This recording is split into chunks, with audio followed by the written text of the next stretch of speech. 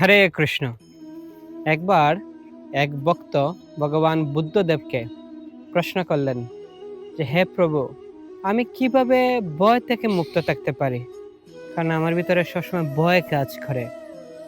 তখন ভগবান বুদ্ধদেব তিনি একটু মুচকি হেসে তিনি বললেন যে, তুমি আগামীকালকে সকালে একটা কটুরি অর্থাৎ একটা বাটি বা একটা পাত্র নিয়ে তুমি আসো আমার কাছে। যখন আসলেন তখন বললেন, ওই নদীর কিনারায় চলো। তখন সেই নদীর কিনারায় গেলেন। যাওয়ার পরে বললেন, এক মনে তুমি এই নদী থেকে এই পাত্রে তুমি জল ভরো। কিন্তু তোমার ধ্যান রাখবে যেন এই পাত্র থেকে একটুকু জল না পড়ে। সেই জল ভরে তারপরে তুমি এই পাত্রটা জল ভর্তি পাত্র নিয়ে তুমি আমার আশ্রমে আসবে। তো শিষ্য পরের দিন সকালবেলা প্রাতঃ সময়ে তিনি গেলেন এই পাত্র নিয়ে নদীর কিনারায় এবং সেখান থেকে তিনি জল ভরে তিনি এক ধ্যানে তিনি বুদ্ধদেবের আশ্রমে নিয়ে আসলেন। তারপরে এনে বললেন যে, গুরুদেব, আমি এই জল নিয়ে এসেছি আপনার কাছে। তো তখন ভগবান বুদ্ধদেব বললেন যে, তুমি যে এই পাত্রবর্তী জল নিয়ে আসলে, তো সেখানে নদী থেকে গেলে নদী থেকে জল ভরে নিয়ে আসলে তোমার কি কোনো ভয় লাগেনি? বলছে, না গুরুদেব, আমার কোনো ভয় লাগেনি। যে কেন ভয় লাগেনি?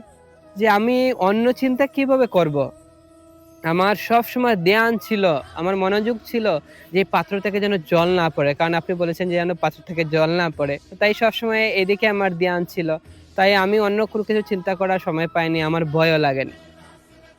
তো তখন ভগবান বুদ্ধদেব বললেন, ঠিক সেইভাবে যদি তোমার মনকে ভগবানের চিন্তায় মনোনিবেশ করো, তাহলে কোনো প্রকার ভয় তোমাকে কিছু করতে পারবে না। সম্পূর্ণ প্রকার ভয় তুমি জয় করতে পারবে।